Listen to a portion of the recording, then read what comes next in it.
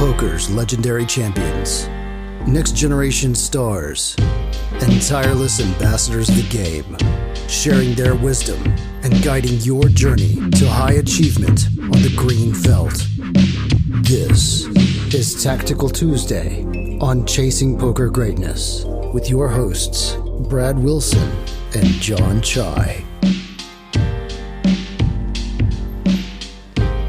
Welcome, my friends, to another episode of the Chasing Poker Greatness podcast. Here we are on Tuesday, which means it's a tactical day, and I'm joined by John. John, what's up, sir? Doing pretty good. I guess we should start out with an explanation for like the theme of this episode. Last week we asked viewers for themes for future episodes. One of the good ideas that we got was like a reanalysis of like an old episode or like an old strat, see if it's still what we're doing today and what we thought about what we said, like a year or even 2 years ago. Yeah. And we got a good suggestion. I realized, for the strat. I realized that I don't care. No, I don't want the listeners to know anything. No, I didn't realize that actually. What I realized was that I spoke. It seems conceptually a great idea, and then when I considered like, how do we pull this off effectively and like show what we thought last time to what we thought this time, like production wise, I realized that my eyes, my appetite was bigger than my eyes. I don't know exactly how to frame it. Yeah, I didn't know how to do what I wanted to do effectively and well, so we're punting. We have the hands queued up though, so. when we are technically capable, we'll be ready to go to do like a reanalysis of I think the theme that we're going with was like trapping aces and kings pre-flop, so like facing a 3-bet and not 4-betting, and like the reasons to do that. And we had some pretty funny hands that show why that's still a good strat. So yeah. On an unrelated note, if anybody listening to this is like, wow, I'm like a sick video editor and I know exactly how to pull that off. Yeah, send me a message on Slack in Greatest Village, and we can talk about pulling this off in a good way. But yeah, when I actually thought about how to like logistically pull it off, I was like, oh, I can't. I don't know how to do it well. It's going to be terrible if I try to do it by myself. So we're gonna push it back, maybe a few weeks, maybe a month. I'm not exactly sure when we'll do it, but we are going to do it. So now today's theme. Yeah. So this week we just have just the normal or somewhat normal bluff catching episode. Although this first hand is weird. It's definitely not a normal bluff catch spot. The second one I think is a much more commonly occurring situation. But yeah, we'll start out with this first hand. Yeah. Ace 10 of hearts in the small blind. Asking for feedback and then totally ignoring the feedback. It's great. It's a great way to do things here on Tactical Tuesday. So bluff catching, you have an ace and a 10 of the same suit. Playing four-handed. Reg opening in the cutoff. Mm-hmm. I'm in the small blind and I flat.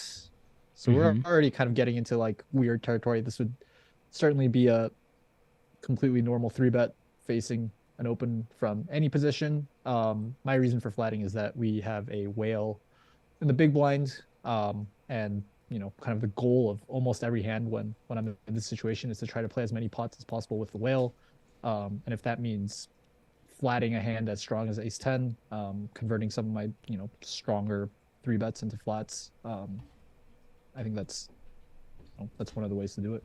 Yeah. Also, converting some of your stronger folds into flats as well is another way to do it. Hands like a king 7 suited or something along those lines that you're probably typically folding, you can probably call in this exact situation. So you flat the ace 10, the whale, despite all of your best efforts, decides, I don't want to play. So they fold, and now you're out of position, heads up, versus a reg. So kind of the context for the situation is that like I know the cutoff is a reg. I'm fairly certain that the cutoff knows that I'm a reg. I don't think the cutoff would be shocked by seeing me flat the small blind when we both know, the player profile of the big blind. So sure. While we are kind of in like a weird situation right now where we're flatting a cutoff open from the small blind, would expect both. Or I would expect the cutoff to kind of understand why and like kind of what's going on pre-flop. I don't think he's Sure, like, and "Oh, understand this guy's the a the fish." effects on like your range here, Mhm, like how your range is constructed and all of those sort of things. Like Right. yeah, makes sense to me. Flop is ace-6-3 with 1 heart, so really great flop for ace-10 of hearts. You flop top pair with 10 kicker and backdoor nut flush draw. You check, villain bets a third.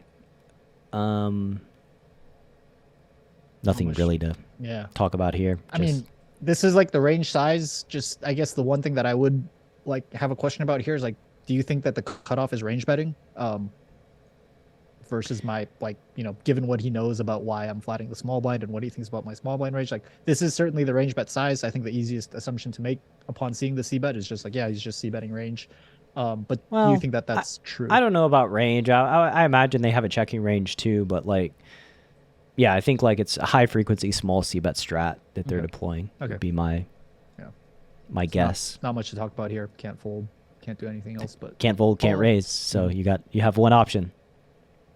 And the turn is a 10 of diamonds. So now, if you face a turn bet, you're probably going to have some options. You turn top 2 pair. Board is ace-6-3. Then turns 10. There's 2 spades on the board.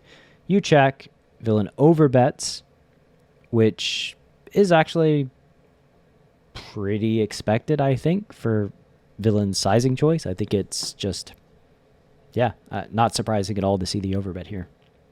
Yeah, not surprised either. I think this is like one of the most common lines on ace high and double Broadway type boards from the PFR.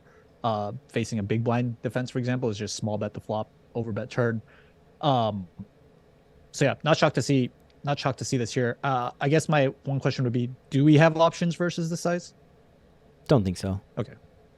I think like, the size, they're polarizing and gonna have a lot of like offsuit and suited broadways that like they're gutters that choose this size. I think that splitting and having a raising range here is tough, and really just trying to capture as much value as we can versus their king queens, king jacks, queen jacks, all of those category of hands.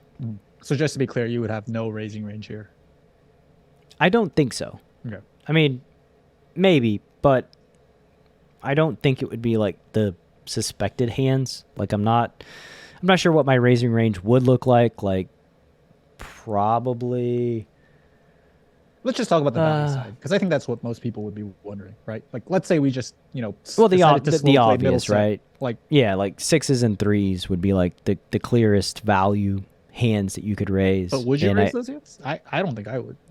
I don't think I would, but yeah, like the kind of bluffs that I would raise would probably be something like 7-8 of hearts or 8-9 of hearts or 7-9 of hearts if I have those category of hands, some kind of like gut shot, maybe like queen jack of hearts or king queen of hearts or king jack of hearts maybe might fall into the check raise category. It would be like my sets if I did have a raising range, and then some like quite low equity hands like gut shots that, I don't really care about villain jamming. Maybe some hands with blocker properties might make better candidates than the gut shots. I'm not exactly sure because I hadn't thought super deeply about constructing a raising range here, simply because I think range flatting just makes a lot of sense and is probably, my preferred path. Just it simplifies everything. It's like with top 2 pair also, like top 2 pair is like a very easy hand to just flat. You don't really consider raising because you just block, villains like ace king type hands. Okay. So range flatting here, that's generally my strategy too. That's what I go ahead and do. No raise with the turn top Sure. 2. River's the jack of clubs. There's 370 in the pot, about 800 effective. Going to be checking here pure again. I kind of hate this river, but Yeah. And then we face this, which, we would have felt great about on a lot of rivers, but for some reason the jack of clubs. it just gives the gut shots a pair. Yeah. Like, and So a hand that's like queen jack and king jack, you're saying now probably don't bluff jam the river. I don't know. I mean, they overbet the turn, so like I think that like King Jack and Queen Jack may be some of the better hands to jam the river with, considering they block Ace Jack, right? Like they probably want to block the 2 pair combos in our range with a Jack. So yeah, I mean, it is what it is, but like you have Ace 10 here, and it the hand's basically just playing itself at this point on the river. Yeah, I think the river is kind of a moot point. I think like I would say like the crux of this section of the episode was really like kind of on the turn, and like understanding what, like, it's really tempting to check raise turn top 2 in that spot when you face overbet, but it's really, really important not to. And we'll like see why. Yeah, you're targeting like Ace King when you check raise, right? And like yeah, they may have it sometimes, but the reality is like mostly they don't. And so when you check raise and get action, a lot of times, like, you're just going to run smack dab into like 6s and 3s. Yeah. And then you'll be like, oh, what a cooler. But like, no, you just didn't give the King Jacks a chance to put all the money in on the turn of the river. That's why you naturally funneled in the sets. Uh-huh. So yeah, not much else to do on the river but call. And yep. You win. Dodged a lot of bets on the river. Villain had 9-8 of spades, so flop, flush draw, turn, gut shot. Yeah, I think you both played the hand quite well. There's, nothing to say about either player. If the situation was flip-flopped, I assume it would have been played a lot differently because they would have 3-bet pre, but that's neither. They probably would have 3-bet pre, but that's neither here nor there. Just a hand scenario board that basically just kind of played itself, and you just have to click call in the river with Ace 10. You have no option. You can't possibly ever fold here. It's just too valuable of a hand to fold. It has too much equity against villains bluffs, and also blocks their value. So yeah, nice hand. Thank you. Let's wrap it up. We'll move to the break. Hand number 2 coming right at you. Are you a lone wolf searching for the ultimate pack? The CPG Wolf program is a close-knit brotherhood hell-bent on one thing only: chasing poker greatness. Powered by bleeding-edge wolf strats and led by Coach Brad and his lieutenants, CPG Wolves are systematically prepared for almost any spot they'll encounter on the green felt. If you want to plug into an elite team and have a step-by-step game plan to realize your full poker potential, you can apply at cpgwolves.com. Space is limited, and the pack is only as strong as its weakest member. So only the hungriest, grittiest, and most driven will be accepted into the program. Applications are open at cpgwolves.com. All right, here we are after the break, diving into hand number 2 in this episode that could probably be titled, Coach Brad's betrayal of the Tactical Tuesday listener.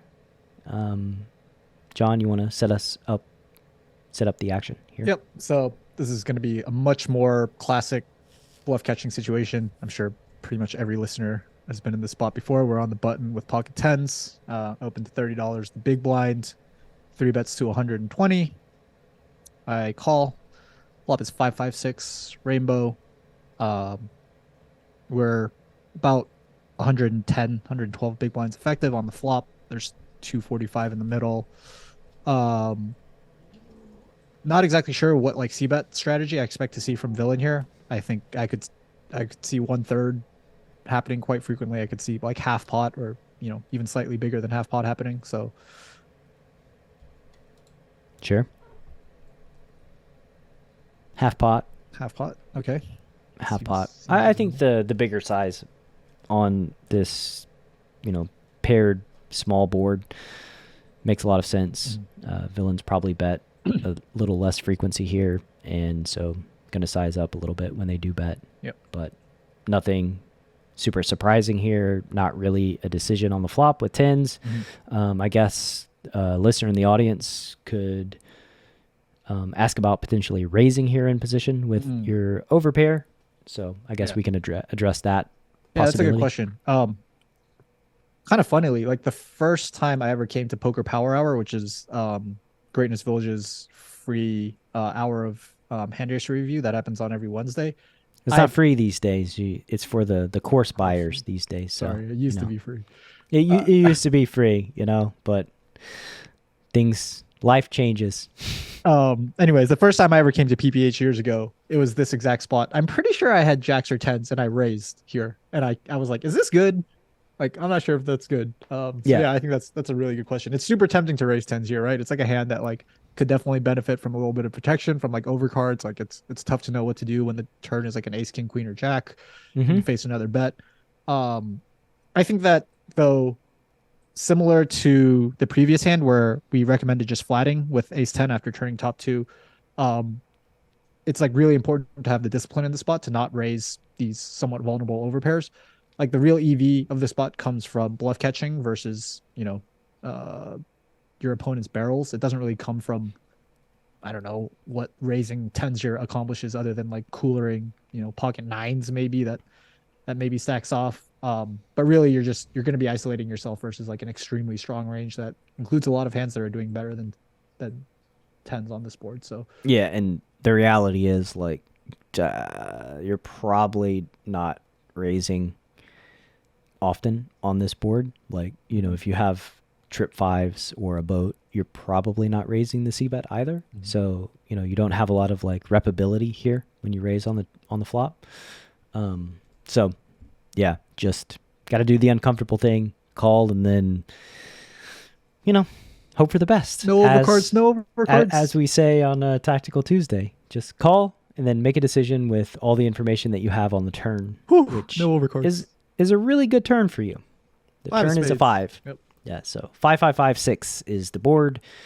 I think this, again, it's just like outside of a 10, it's kind of the dream turn card. What do you expect from villain here? Do you expect a frequent bet?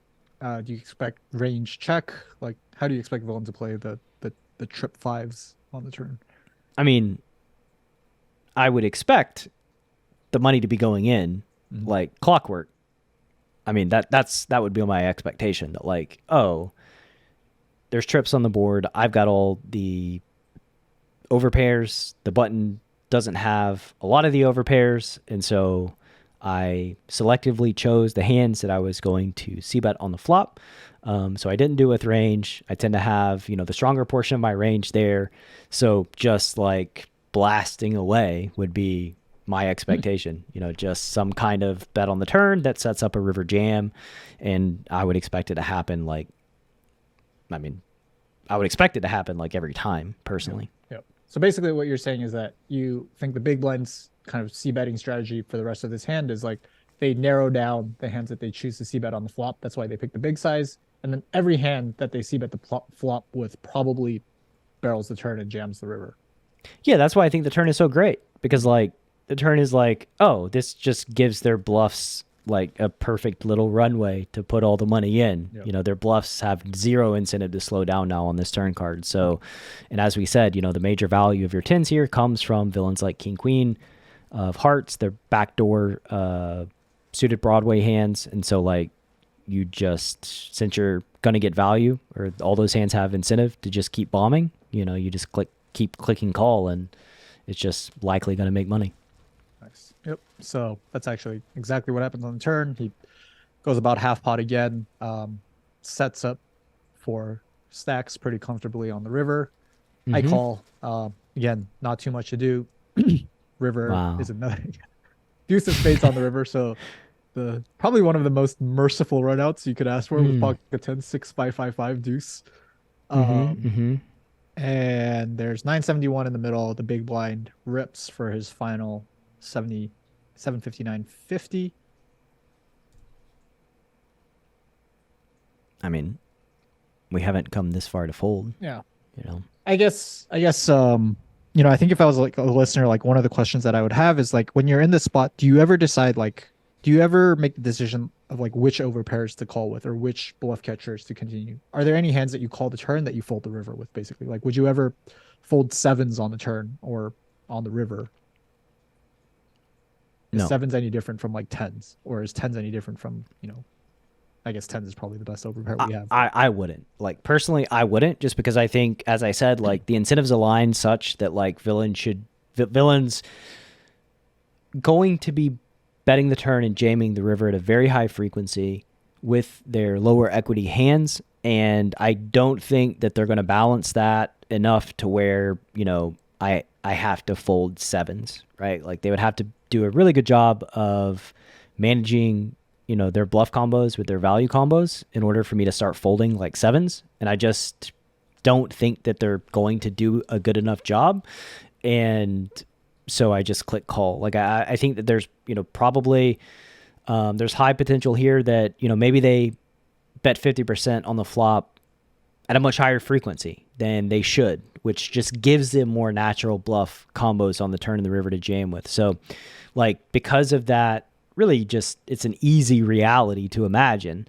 There's no chance that, like, my overpairs here, I'm folding really on any run out, right? Like, I do have folds on the turn, and those are probably going, you know, those are the backdoor type hands, maybe the gut shots on the flop that I called with. But yeah, I'm not folding sevens, eights, nines, or tens. And this is, like, under the assumption that I have, like, no information on my opponent, playing on a site like Ignition, where just, like, yeah, it's easy to imagine a world where they just bet half pot at a higher frequency than they probably should. And then they just have, like, a bunch of king, queen offs that they feel compelled to just put the money in, and, like, folding sevens here when they have a bunch of those hands in full would just be, like, a catastrophic mistake. And I'm way too afraid of making a catastrophic mistake by folding a hand like sevens than I am by calling too often. All right. So just to kind of rephrase what it sounds like you're saying, you know, kind of like the long and short of it is that you think that villains in this player pool are likely over bluffing when they take this line. When you think that they're over bluffing, you just convert all of your bluff catchers into pure calls. Yeah, exactly. Yep. What about okay, here's for my own curiosity. You think you'd call the turn with a hand like ace queen and call the river? Yeah, so I think ace queen's a better hand than tens here. Yeah. I think ace queen is just a better all-around hand than tens, because ace queen blocks aces and queens. Mm-hmm. It blocks their value, and they're probably not doing it with ace king.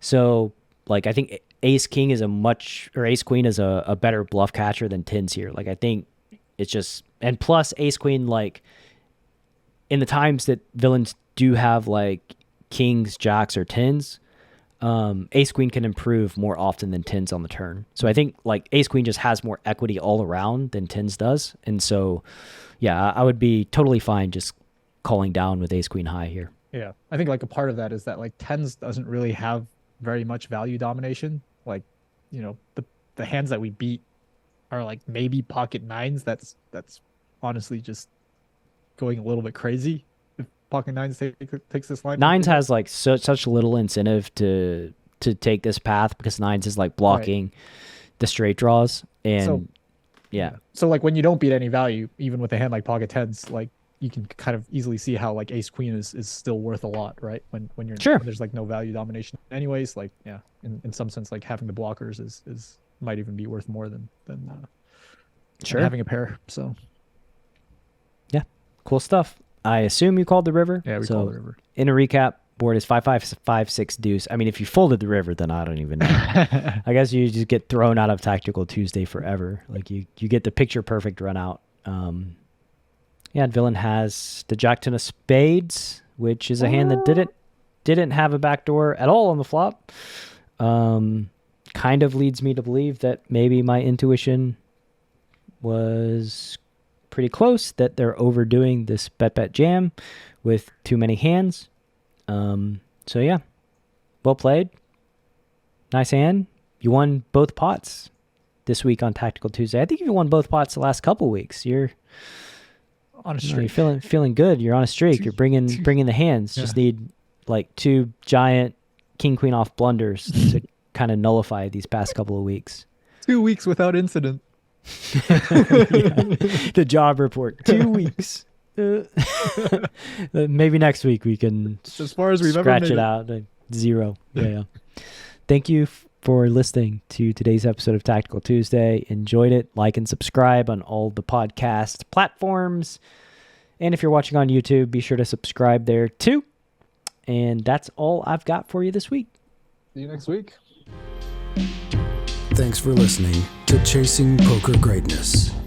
You can subscribe on Apple Podcasts or on your favorite podcast app. Go to chasingpokergreatness.com to get the newsletter, join the Greatness Village community, book a coaching session, or dive into the latest data-driven poker courses. Follow the show on Twitter at CPG Podcast.